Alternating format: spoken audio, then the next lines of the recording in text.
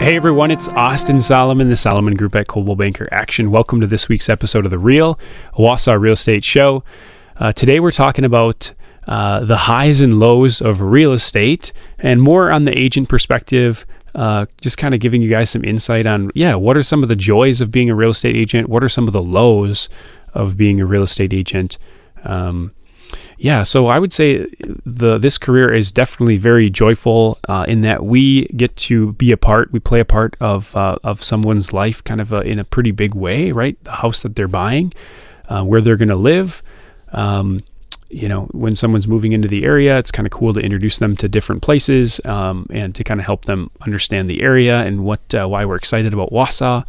So that's really, really cool. There's a lot of joy to that. And especially in this market when it's competitive, I'm kind of very competitive and I'm kind of fueled by that. And I like to win. I like to feel that I get definitely some energy when there's multiple offers in on a house and I help a buyer and they're the winning bid out of, 5 offers or even 1 or whatever.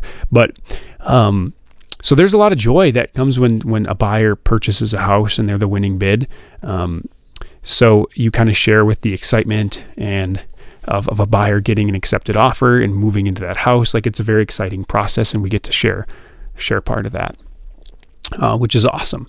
Obviously this market has been filled more so with disappointing news than good news, right? With things being competitive and a lot of buyers making offers and not getting homes. That is sometimes hard, even for the agent too. And it kind of weighs on us a little bit too. Like, obviously we try our best to help a buyer get an accepted offer and to make a good, strong offer. And a lot of times it doesn't go our way and we don't get the house. And so that makes it hard for everyone. The buyers are upset.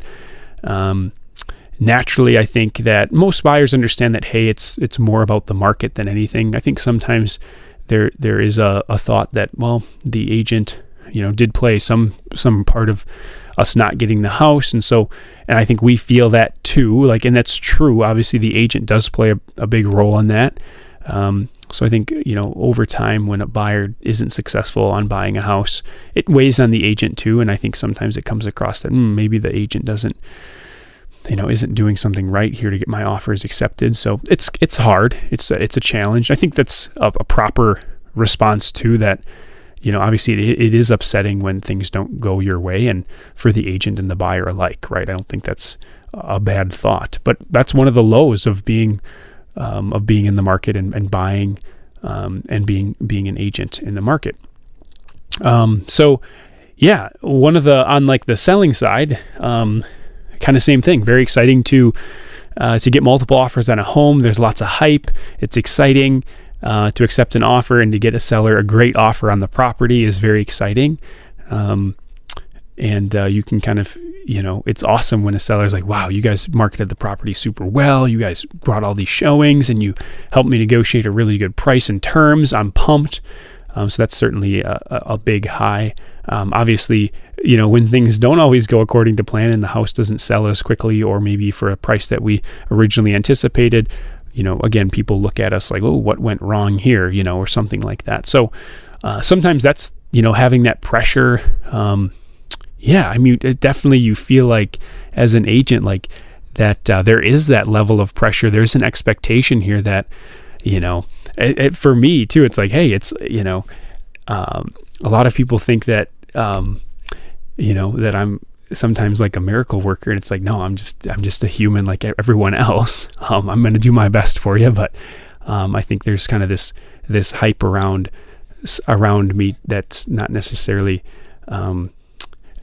always helpful, at least the way I feel. But so on one hand, obviously I like that hype. I like that on some degree, but on the other hand too, when it comes to I'm not I can't always guarantee everything perfect, everything goes well. So anyways, so when things don't go our way, right, there is kind of that extra, that pressure. So I think in time, you deal with that better as an agent. As that goes on, you kind of respond to that probably in a more healthy way and better. yeah, another thing like highs and lows, one of the biggest lows in this business is when you have a party that's unreasonable in the deal, right? And this happens not that often. Most of the time when you have reasonable buyers, everything goes well. When you have unreasonable buyers or sellers, right, things can be difficult. So what's a category?